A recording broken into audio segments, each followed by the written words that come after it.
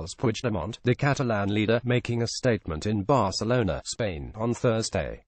Samuel Aranda for the New York Times, Barcelona, Spain. After a chaotic day of wavering, Catalonia's separatist leader, Carles Puigdemont, announced on Thursday that he would place a decision on independence from Spain before the region's parliament.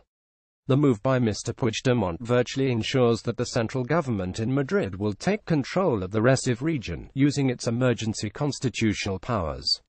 Mr. Puigdemont made the announcement before a scheduled appearance before the Catalan parliament on Thursday evening. He said he had made the decision after failing to secure a commitment from the central government that it would not take control of the region if he called early elections. There are none of the guarantees that justify convening elections today, Mr. Puigdemont said during a brief televised address from his government headquarters. I tried to obtain the guarantees, he said, but I didn't get a responsible answer from the Spanish government, which has instead used this option to add to the tension. He added it is now for Parliament to decide its answer to the application of Article 155 of the national constitution. The Catalan Parliament met later Thursday and might vote on a declaration of independence on Friday, shortly after the Spanish Senate approves emergency measures to impose Madrid's direct rule on Catalonia.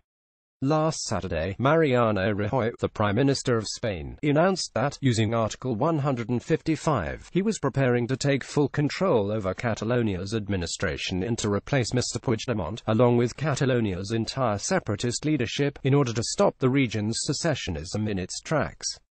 An alliance of separatist parties has controlled the regional parliament since 2015 after winning elections, but with only 48% of the votes. Mr. Puigdemont leads a fragile coalition of separatist parties that control 72 of the 135 seats in the Catalan parliament. The mounting pressures on both men were evident throughout a day of confusion in a crisis that has presented Spain with one of its gravest tests since embracing democracy in 1978. Mr. Puigdemont clearly hoped that a preemptive call for elections would hold off Madrid's intervention. Earlier on Thursday, the separatist leader scheduled, delayed and then finally cancelled the televised address in which he had been expected to take such a move. His delay was apparently designed to secure a firm pledge from Mr. Rajoy that Madrid would not impose the emergency measures, in return for Mr. Puigdemont's calling off a unilateral declaration of independence. But in the time leading up to Mr. Puigdemont's scheduled lunchtime news conference, with word leaking out of his expected move, separatists started gathering outside the Catalan government building to protest the prospect of a U-turn. Without a guarantee from Madrid, Mr. Puigdemont faced instead broadening dissent in his own ranks, with some members of his Conservative Party announcing that they would quit if the Catalan leader opted for new elections rather than secession. That raised the prospect of an internal revolt that could tear apart Mr. Puigdemont's independence movement.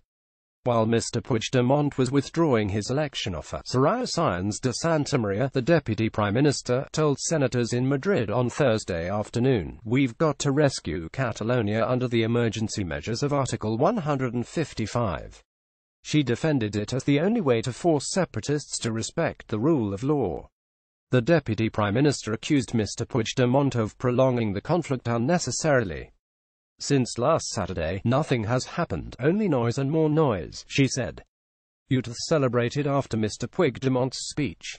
Samuel Aranda for the New York Times. For more than 2 weeks, Mr. Puigdemont and Mr. Rajoy had engaged in a game of chicken over whether the Catalan leader was ready to secede unilaterally, following a confusing address to the Catalan parliament on October 10 in which Mr. Puigdemont appeared to declare independence, only to suspend it a moment later. The pressures on both leaders have by now become formidable. Mr. Puigdemont risks decades in prison for rebellion should he push ahead with his secessionist plan. In Madrid, Mr. Rajoy has been under severe pressure from hardliners in his Conservative Party not to relent in the effort to snuff out the Catalan rebellion. On Thursday, Mr. Puigdemont did not address lawmakers at the start of the parliamentary session. Instead, he listened as politicians from both sides highlighted the deep divisions that surround secessionism in Catalonia.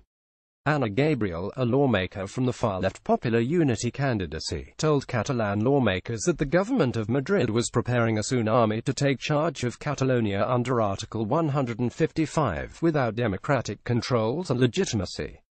Acute Arrimadas, the leader in Catalonia of the Ciudadanos party, which is fiercely opposed to secession, accused Mr. Puigdemont of extending an illegal and futile situation of uncertainty for Catalonia, while raising the expectations of separatists without any legitimacy. Even the trial of Kafka wasn't as Kafkaesque as Mr. Puigdemont's strive for independence, she told lawmakers. Addressing Mr. Puigdemont, she added, "If you had any legitimacy left to continue as president, you've lost it today. You've got nothing else to offer Catalans, not even to those who have been betting on independence." Ms. Arrimadas also attacked Mr. Puigdemont for his change of mind about holding early elections. Still, she added, "Sooner or later the ballot boxes will reach Catalonia, and we will win, because there is a majority of Catalans who is fed up with the independence drive." Mr. Puigdemont said he had failed to secure a commitment from the central government that it would not take control of the region if he called early elections. Samuel Aranda for the New York Times. Miquel Iceta, the socialist leader in Catalonia, told lawmakers that separatism hasn't made us go forward even 1 millimeter, either as a country or as a society. Even before Mr. Puigdemont's news conference, some were calling him a traitor.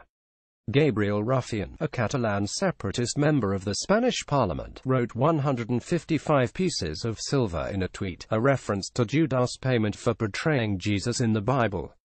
Mr. Puigdemont's government has been flouting Spain's constitution since early September, when separatist lawmakers voted on legislation to hold a binding referendum on independence on October 1 as a key step toward statehood.